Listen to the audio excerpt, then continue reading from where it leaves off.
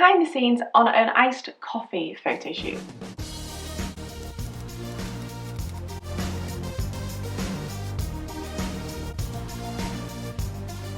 What's up YouTube, and welcome back to my channel. On this channel we talk about everything to do with food photography, so if this interests you, click subscribe down below. In last week's video I went through and showed you exactly how I use props in food photography. This includes where I place them and how I add some depth. To help show you how I use props, I gathered a few props and created a little scene. While doing this, I actually had a bit of inspiration for a shoot myself, and I went on to photograph some iced coffees. In this video, I'm going to show you exactly how I shot those iced coffees so you can see behind the scenes on that shoot with me. For this shoot, I used natural light for a change. So one, it was what I had ready to do the props because it was meant to be quite a quick image, and two, it was a really cloudy, miserable day, which is actually perfect for some really soft natural light.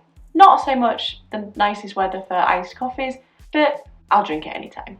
I set this scene up with the light to the left, which is usually what I go for a more comfortable, natural viewing situation, because most of us read from left to right, so that tends to be the best place to have your light placed on the left. The angle I chose for this shot was a straight on angle, so this is the camera looking straight on to your scene. This was best to show the swirls of the milk going in and meeting the coffee, because you can see right through the glass and you can see it. If it was photographed from the top down, you're not going to be able to see as much of that swirling action.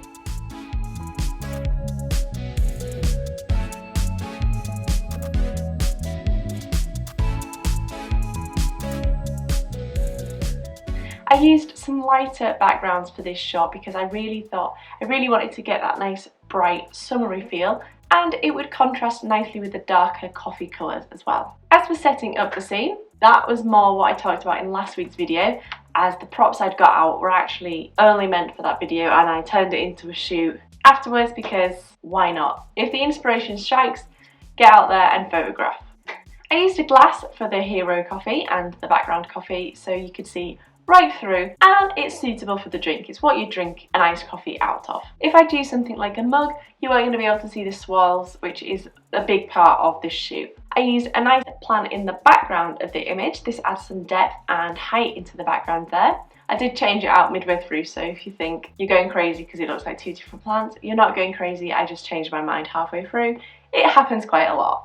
I had an extra coffee placed in the background of the image. This adds some nice depth as well, and it gives that sense of sharing, which adds to the story of the image. And then in the foreground, I had a small cup of coffee beans poured over. So this pour gives a really nice leading line up to the coffee. It adds some interest, some texture there with those nicely shaped coffee beans. It also implies what's in the drink. So most people would be able to tell that this is a coffee, but not everyone would be able to tell that was a coffee. So it's really good to add some ingredients in to give a really nice implication of what is actually in the food. It also adds that sense of freshness. This isn't a packeted iced coffee. This is made fresh with fresh coffee beans, and you can almost smell it. So that was everything in my thought of setting the scene up.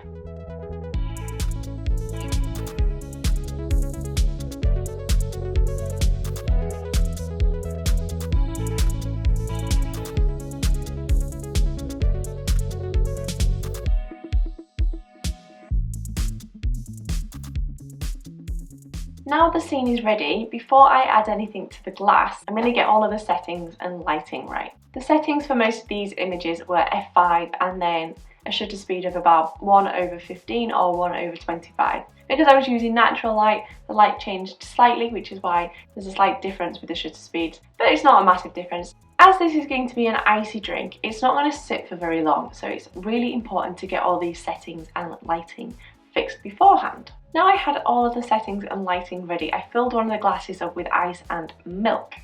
This was because the lighting may have been slightly different with something actually in the glass, so I wanted to just quickly double check that it was still all good. Also, this helped me practice my pour shot, so I knew exactly where I was going to be standing to get that perfect pour shot. I've talked about this in my perfect pour shot video. It's really important to know exactly where you're going to stand for it. So if you want to know more about getting a great pour shot, then check out this video up here. I'll leave it linked in the description below. But I used some coffee to pour into the milk to practice that pour shot.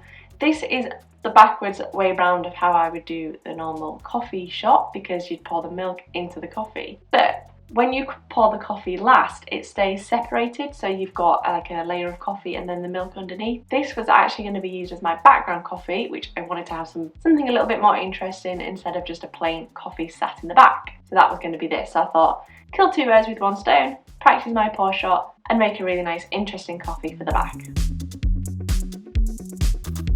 Now we've got our whole scene ready. We've got our secondary coffee back there, which doesn't matter if that one melts slightly, and those layers will stay there for quite a while. It's not going to be a quick 30-second thing. They'll stay there at the back. So now I can get my hero cup out, fill that with ice, pour in the coffee and get going with my pour shot. When you've got your hero in place, before you start pouring, make sure you get your focus perfectly. And if you use autofocus, set the focus and then put your camera into manual focus. Otherwise, as you're about to pour, it'll start going and it will waste some time. You'll have poured already and you've not got the picture and you'll be kicking yourself. Unfortunately, I didn't have a spare pair of hands, so I had to take this myself. I started by putting on the self timer, but this was just becoming very, very slow, so I ended up just bending into a weird position and clicking the shutter and pouring at the same time. I do make sure I'm always pouring the milk really nice and slowly so you can click it as many times as possible. In an ideal world, I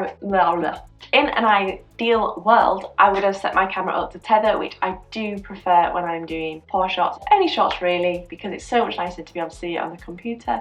But like I mentioned, this was a super quick shoot. I hadn't planned it. I just did it on a whim and I didn't even think about my computer at the time.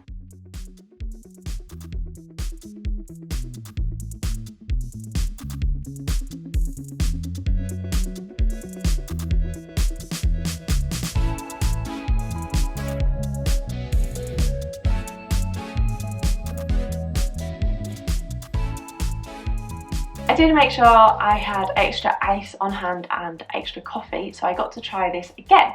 This is a really, really handy thing if you're doing something like a pour shot or a splash shot, because you want to be able to pick from a few different selections for exactly which one you prefer.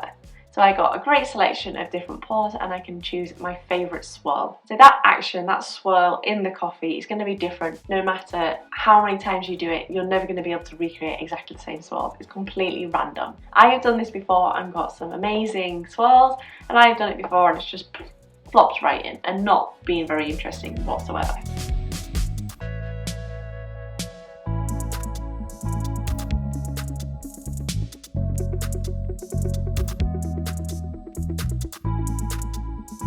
It's been a while since I've done a behind the scenes video, so I hope you enjoyed this. If you do like these behind the scene videos, let me know in the comments below and I'll start to create a few more like this. Thank you so much for watching guys, and I'll see you all in the next video. Bye!